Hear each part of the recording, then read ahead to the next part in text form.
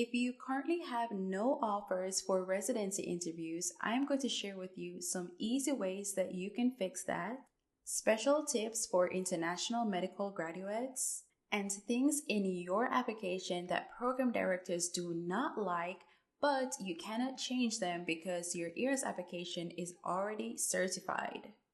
So if you enjoy this type of content, please be sure to power up that like button, hit subscribe, and that notification bell so that you never ever miss another video like this.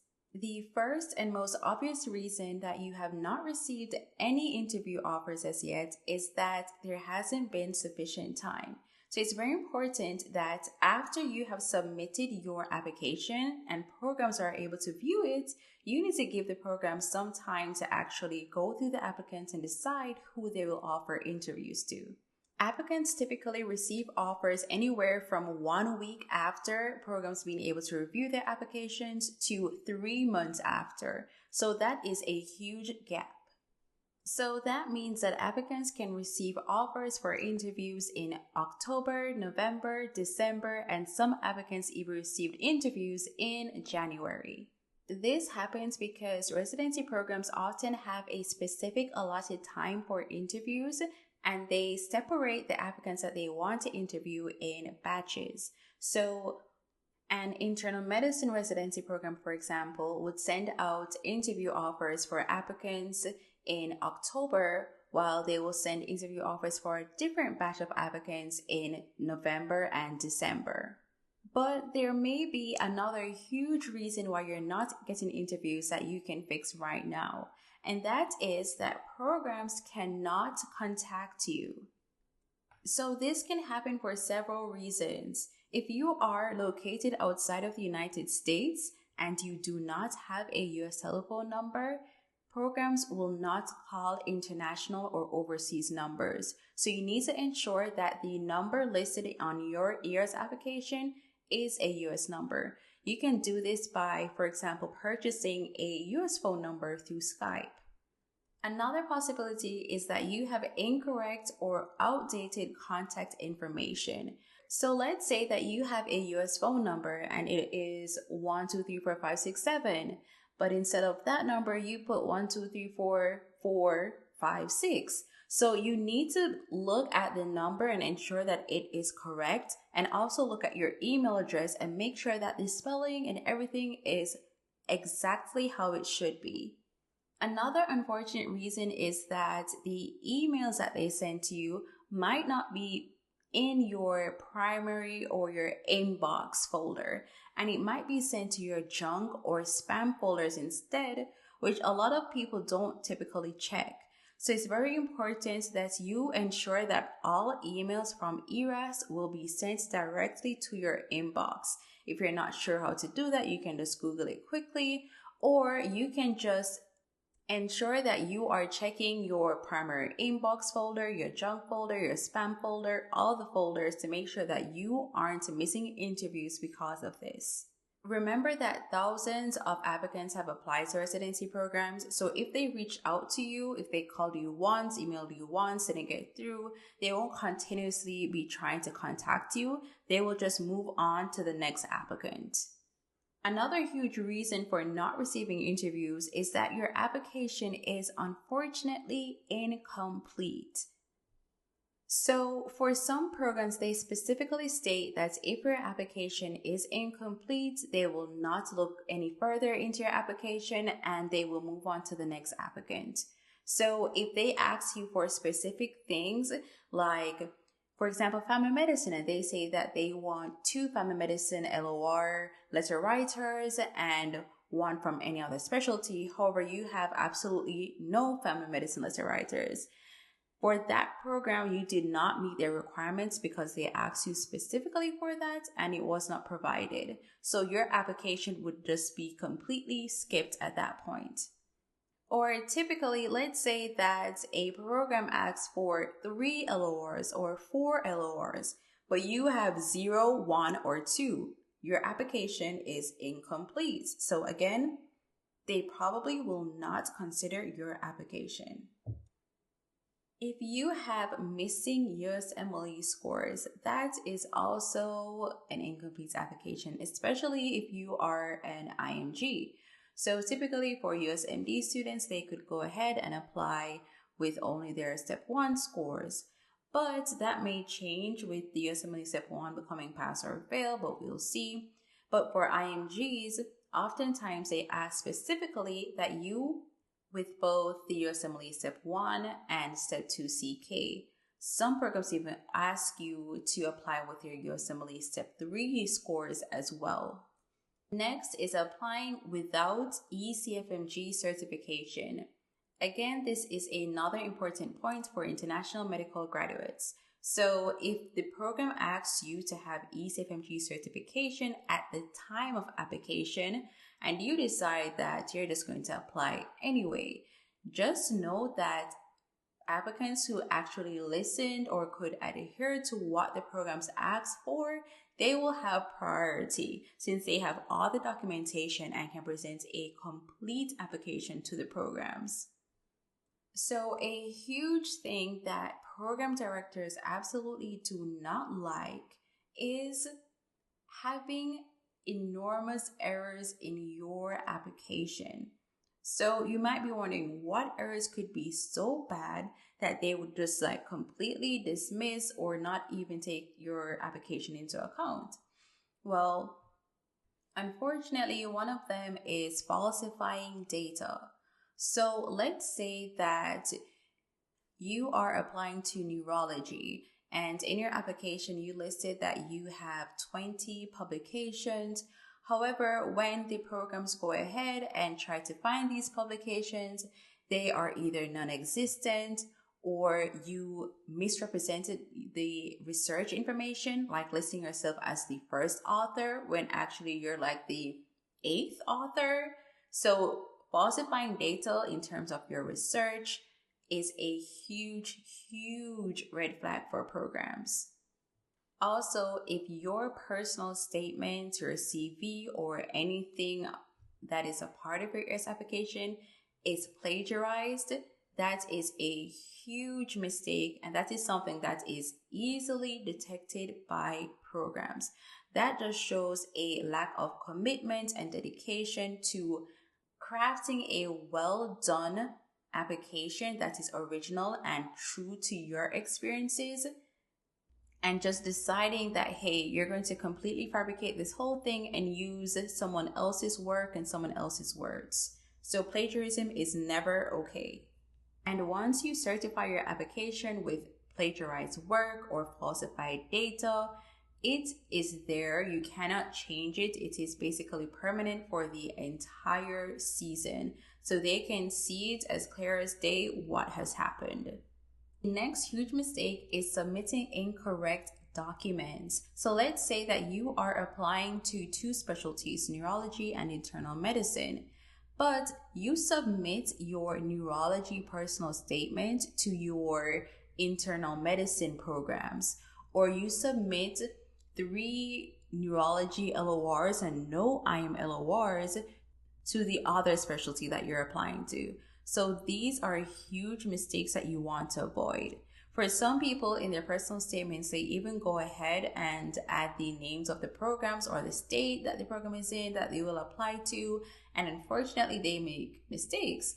So in their applications to programs in Georgia, they will say Arkansas or Alabama.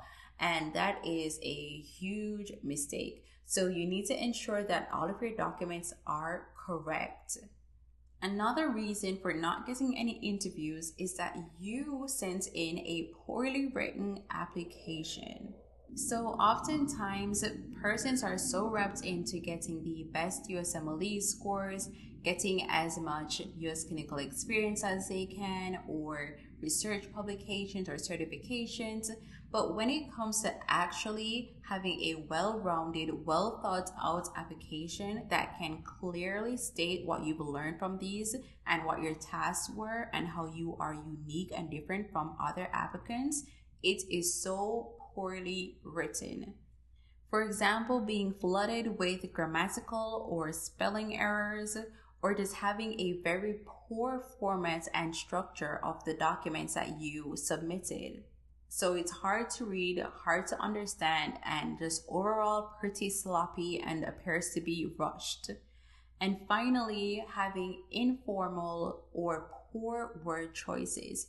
It's always important to remember that this process is a very formal one. So all your documents need to be formal as well. And you need to choose your words very carefully because this entire application is their first introduction to who you are. So even if you went ahead and made an error in your spelling, your grammar, or sending all neurology LORs to your psychiatry residency programs that you applied to, sure, it might have been a honest mistake, but they don't know you. So at that point, they're going to have not a good impression of your attention to detail and how much you really care about applying to their program and matching there. Applying to incompatible programs is another huge reason why applicants do not get interviews. If a program says that if you have a score less than 240 on your USMLE Step 1 and Step 2 CK, while your scores are like a 210 for both, then you are not compatible with that program, and your chances of getting an interview are significantly lower compared to applicants who actually meet their minimum requirements. If you are an international medical graduate and you are 5 years from your year of graduation, but programs say that they prefer applicants that are 1 year from their year of graduation, you are not compatible with that program. So again, your chances of matching there or even getting an interview is low. And again, a program asks for 1 year of US clinical experience while you have no US clinical experience or 3 or 6 months of US clinical experience. Again, you did not meet their requirements. So applicants who actually met their requirement of having 1 year of USCI are going to have priority over you. If a program says that they do not accept applicants who require visas, but you go ahead and apply anyways, it's the same thing. Your chances are low. So you have to remember that yes, ECFMG does sponsor visas. However, it is up to the discretion of the programs to accept applicants who require visas. So if the program clearly states that they do not accept applicants who require any visas and you need one, you are not a great match for that program. If a program asks for a specific type or number of letter of recommendation and you do not have it, again, persons who can actually fulfill their minimum requirements will then take precedence. And finally, USMLE attempts. So if your program asks that you pass all of your steps on the first attempt or on the second attempt, while you have 3 attempts, then you would not be a great match for that program. It's very important that you had prioritized meeting the minimum requirements for the programs that you're applying to and making that your bulk of the programs you apply to. While the programs that you don't have such a good chance of matching or not quite compatible with, you make those far and few in between. So since I mentioned USMLE attempts, this is a perfect time to mention other red flags that are in your application that may be preventing you from getting interviews. But before we get into those red flags, if you're enjoying this content so far, please be sure to pop the like button, hit subscribe, and that notification bell so that you never miss another video like this. And if you have any questions at all, please leave them in the comments below. Okay, now let's look at red flags that may be in your application. So the first red flag is low USMLE scores. So don't listen to the mantra of 250 or more or nothing else, and everything below 250 is low. No. So to determine if your score is low, you have 3 factors to look at. The first one is to look at the USMLE scores for your specific specialty, and you can find the average scores. So if your score is below the average score for your specialty, then yes, you may be classified as having a low USMLE score. Another thing to look at is what the program is asking for. If the program is asking for a minimum of 220 for both steps, while you have a 230, then you are definitely not a low scorer when it comes to that program. And lastly, if you use the website Residency Explorer, and when you looked at the average scores for residents in the program that are currently there, then if you compare your scores to them and your scores are at the same level or even at the higher end, then obviously you're not a low scorer. And another red flag is having USMLE attempts. So if you are applying to family medicine and you failed your family medicine clerkship or got a C, then that is a red flag. Another huge red flag that program directors highly consider is that if an applicant has ECFMG, NRMP, USMLE, basically any type of violations are a huge red flag. And next is having incorrect or falsified information.